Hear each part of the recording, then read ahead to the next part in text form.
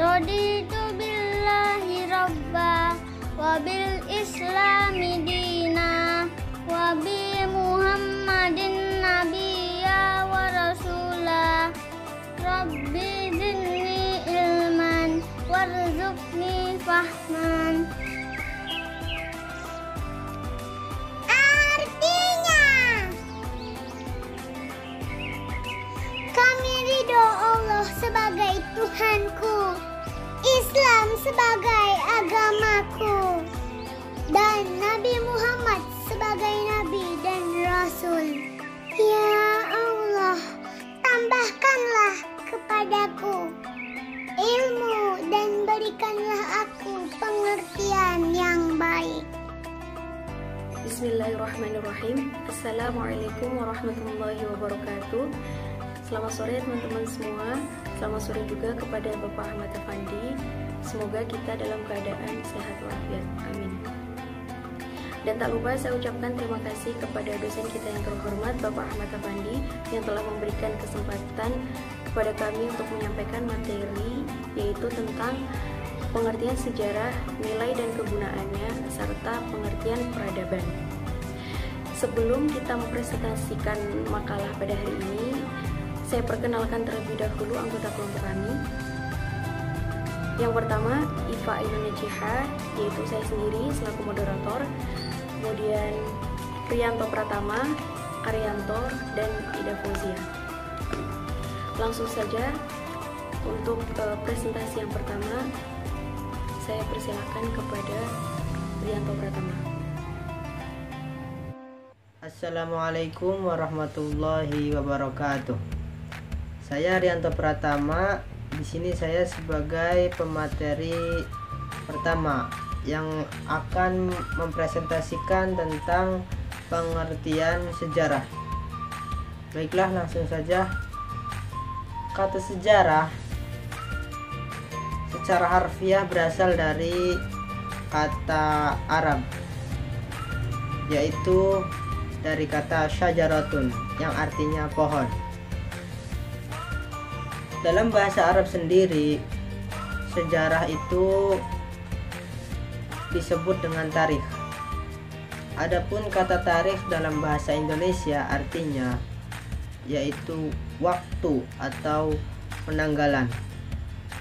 Sedangkan pengertian pohon di sini adalah suatu kejadian atau pertumbuhan tentang suatu hal peristiwa dalam suatu kesinambungan atau secara kontinuitas.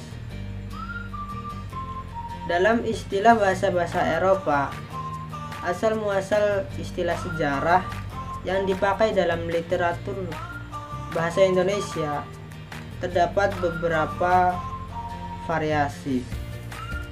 Meskipun begitu, banyak yang mengakui bahasa istilah sejarah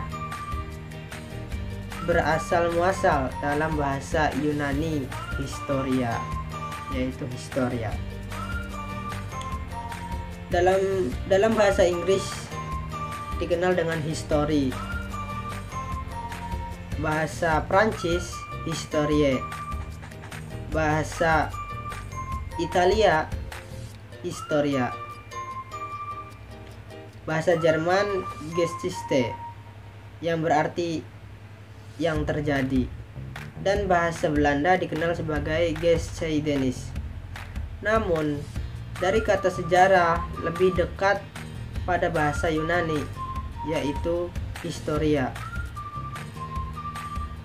Namun dalam penggunaannya oleh orang-orang filsuf terkenal dari Yunani, yaitu Aristoteles, historia berarti suatu pertelaan sistematis mengenai seperangkat gejala alam, entah susunan kronologi yang merupakan faktor atau tidak di dalam pertelaan penggunaan itu.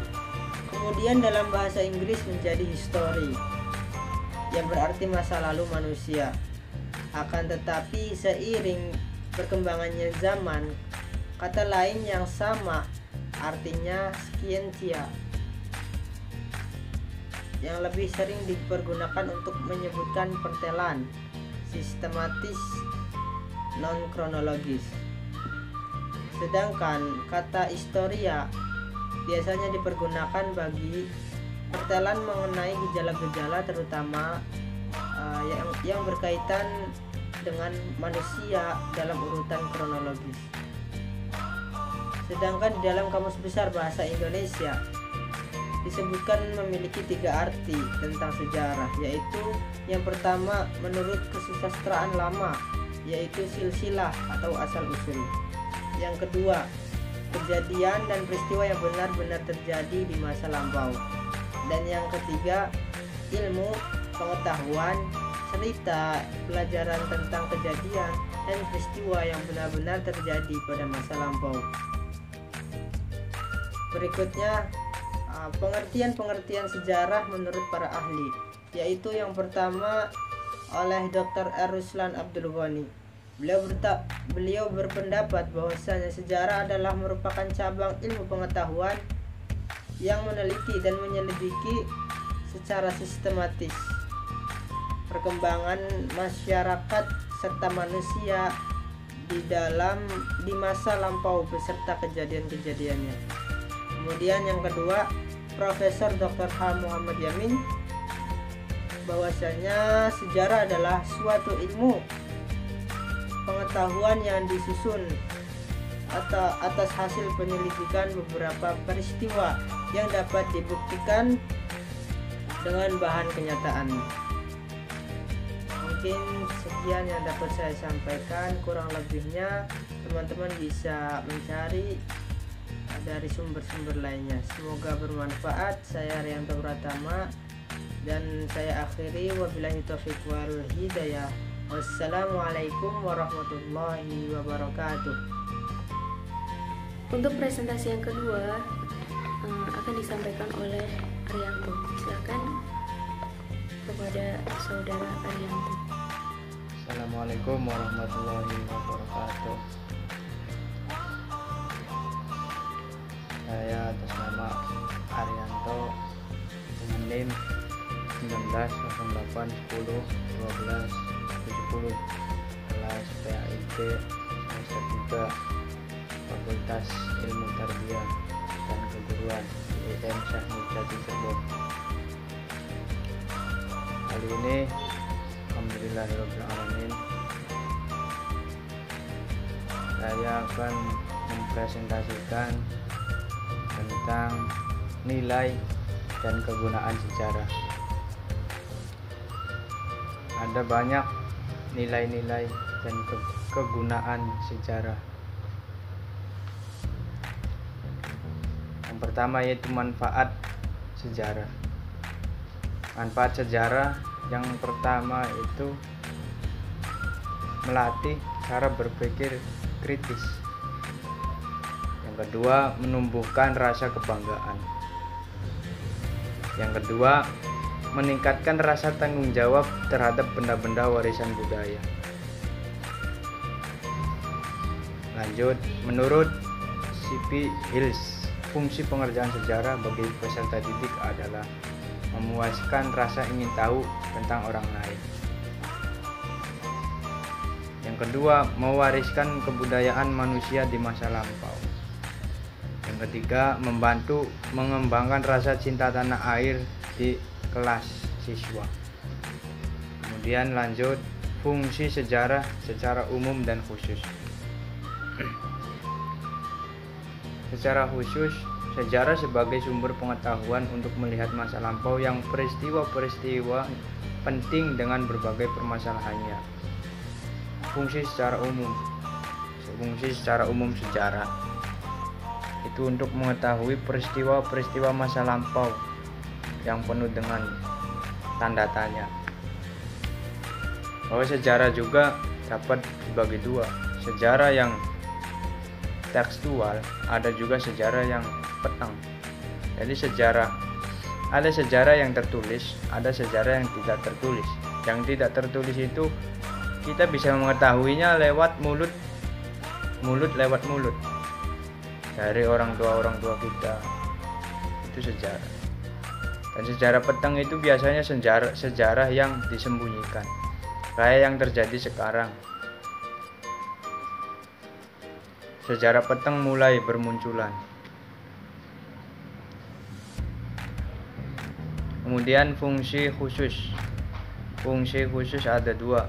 Fungsi intrinsik, hakiki media untuk masa lampau sebagai ilmu. Yang kedua, fungsi ekstrinsik, fungsi di luar dirinya sebagai fungsi edukatif yang mencakup pendidikan, nalar, moral, kebijakan, politik, perubahan masa depan, dan ilmu bantu. Yang semuanya akan bahas kemudian. Melalui perawatan sejarah tersebut, sejarah dapat berfungsi dalam mengembangkan kepribadian peserta didik. Yang pertama, membangkitkan perhatian serta minat kepada sejarah masyarakat sebagai satu kesatuan komunitas. Yang kedua, mendapat inspirasi dan cerita sejarah untuk menciptakan kehidupan yang lebih baik. Yang ketiga, memupuk kebiasaan berpikir secara konstekstual. 4. Tidak mudah terjebak oleh opini. Yang kelima, menghormati dan memperjuangkan nilai-nilai kemanusiaan. Kemudian lanjut, kegunaan sejarah. Menurut Marx Bloch, sejarah berguna untuk hal-hal berikut. Menentukan pada masa depan. Yang kedua, mengembangkan sikap anak agar cinta tanah air. Ketiga, dengan cara yang unik dapat melihat cita-cita dan perilaku tokoh. Yang kedua, menurut Nugroho Noto Susanto, sejarah berguna untuk edukatif, instruktif, inspirasi, dan rekreasi. Dan guna sejarah secara intrinsik. Yang pertama, sejarah sebagai ilmu. Sejarah merupakan ilmu yang terbuka. Yang kedua, sejarah sebagai profesi. Siapapun dapat mengaku sebagai sejarawan, selama dapat melakukan penelitian dan sekaligus penulisan sejarah dengan kebenaran yang dapat dipertanggungjawabkan secara ilmiah. Guna sejarah yang kedua, guna sejarah sebagai intrinsik. Yang pertama, moral. Daripada pelaku sejarah, itulah kita mendapatkan tolak ukur tentang benar dan salah, baik dan buruk, berhak dan tidak, merdeka dan terjajah, cinta dan benci, dermawan dan pelit, pahlawan dan pengkhianat, terpuji dan tercela, beradab dan biadab, berani dan takut, dan lain sebagainya. Jadi moral para pelaku sejarah itu bisa kita lihat lewat kita membaca buku sejarah. Apakah dia itu seorang pahlawan atau bahkan seorang pengkhianat? Apakah dia itu seorang yang berakhlak atau biadab? Yang kedua, penalaran. Jika terbiasa dengan pola pikir plurikausal, kita akan terbiasa melihat segala sesuatu dari berbagai segi. Dengan demikian, sejarah mengajarkan kita untuk berpikir secara multidimensional. Yang ketiga, kebijakan. Yang keempat, perubahan. Dalam dunia yang semakin sempit, tidak ada yang lebih cepat daripada perubahan. Untuk dapat melestarikan kepemimpinan, seorang pemimpin apabila ingin lestari kepemimpinannya, maka harus ada sebuah perubahan moral, perubahan kebijakan, perubahan penalaran. Yang kelima, masa depan. Untuk masa depan yang lebih indah dan cemerlang. Yang keenam, keindahan. Yang ketujuh, ilmu bantu. Guna sejarah sebagai pelajaran bahwa apabila ada seorang tokoh penjahat atau pengkhianat, tetapi ia tercantum dalam buku sejarah, itu dapat kita jadikan sebuah pelajaran bahwa yang seperti itu adalah salah. Yang kedua, sebagai inspirasi. Apabila ada tokoh-tokoh yang sangat mempunyai ide-ide cemerlang seperti Gus Dur, kalau di zaman dulu itu ada Harun Ar-Rasyid, ada Syekh Abu Nawas, dan lain sebagainya. arti penting sejarah dalam kehidupan masyarakat. Memberikan kesadaran waktu. Yang kedua, memperkokoh rasa kebangsaan. Yang ketiga, memberikan pelajaran yang baik. Yang keempat, memberikan ketegasan identitas nasional dan kepribadian suatu bangsa. Kelima, sumber inspirasi. Dan keenam, sarana rekreatif. Ya, mungkin cukup sekian dari saya. Saya pamit undur diri. Untuk presentasi yang terakhir atau yang ketiga atau yang terakhir ini akan disampaikan oleh Ida Fauzia. Silahkan Ida Fauzia. Assalamualaikum warahmatullahi wabarakatuh. Nama saya Ida Fauzia dengan NIM 19081012779 dari kelas PAIG semester 3. Saya di sini akan menjelaskan tentang pengertian peradaban. Peradaban yang disebut juga sebagai hadoro, secara etimologi berarti ada atau daerah perkotaan. Nah, sedangkan menurut terminologi, hadoro berarti segala sesuatu yang berkaitan dengan kehidupan tetap manusia, meliputi sistem politik, ekonomi, sosial, pemikiran, dan kesenian. Nah, Ibnu Khaldun menilai bahwa hadoro adalah puncak peradaban. Nah, banyak juga ulama membincang tentang hadoro. Ibnu Khaldun misalnya mendefinisikannya dengan suatu kondisi yang merupakan hasil dari suatu adat dan melebihi batas dari kondisi yang dibutuhkan atas suatu peradaban. Seberapa jauh batasan ini berbeda-beda sesuai dengan perbedaan-perbedaan yang tak terbatas dalam kemakmuran serta banyak sedikitnya bangsa-bangsa. Sedangkan menurut Durant menyatakan hadoro itu merupakan sistem sosial yang membantu seseorang meningkatkan produktivitas kebudayaannya. Nah, sementara Toynbee berpendapat bahwa peradaban merupakan buah dari aktivitas manusia di ranah sosial dan moral. Ia merupakan gerakan yang terus melaju, bukan realitas yang statis dan kaku. Ia tidak lain adalah perjalanan kehidupan yang terus-menerus. Pengertian peradaban menurut para ahli. Yang pertama, menurut Oswald Spengler, peradaban adalah kebudayaan yang mengalami perubahan dan menekankan pada kesejahteraan fisik dan material. Nah, yang kedua, menurut Anne Ahira, peradaban adalah kebudayaan yang mengalami kemajuan yang tinggi.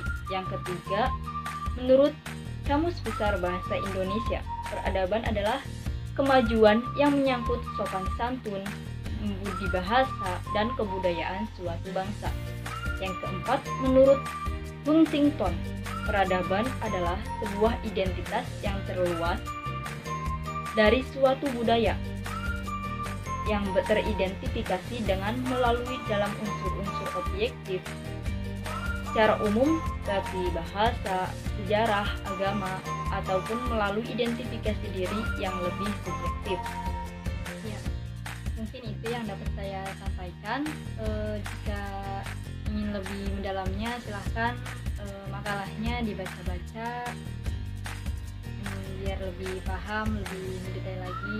Soalnya ini masih banyak pengertian-pengertian menurut para ahli, tapi tidak semua disebutkan karena waktunya terbatas. Ya, mungkin itu saja yang dapat saya sampaikan. Kurang lebihnya mohon maaf. Wabillahi taufiq wal hidayah. Wassalamualaikum warahmatullahi wabarakatuh. Dari pemaparan atau penjelasan dari teman-teman saya tadi dapat disimpulkan bahwa sejarah adalah peristiwa yang terjadi pada masa lalu manusia. Nah, beda antara sejarah dengan ilmu sejarah.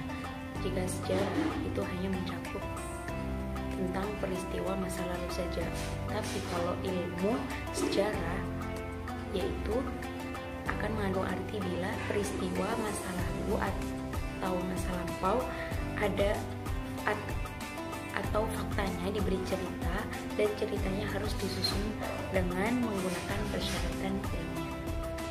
Nah, kemudian nilai atau kegunaan dari sejarah juga banyak sudah dipaparkan oleh teman saya tadi, Arianto. Salah satunya yaitu sebagai sumber pelajaran dari suri tauladan dari peristiwa pada masa lalu. Jadi sejarah ini sangat penting ya bagi kita karena sumber pembelajaran, sebagai sumber pembelajaran untuk kita ke depannya. Kemudian pengertian dari peradaban yaitu tingkat kebudayaan pada saat telah mencapai taraf tinggi dan juga kompleks. Ya, sekian kesimpulan yang dapat saya sampaikan. Kurang lebihnya mohon maaf. Assalamualaikum warahmatullahi wabarakatuh.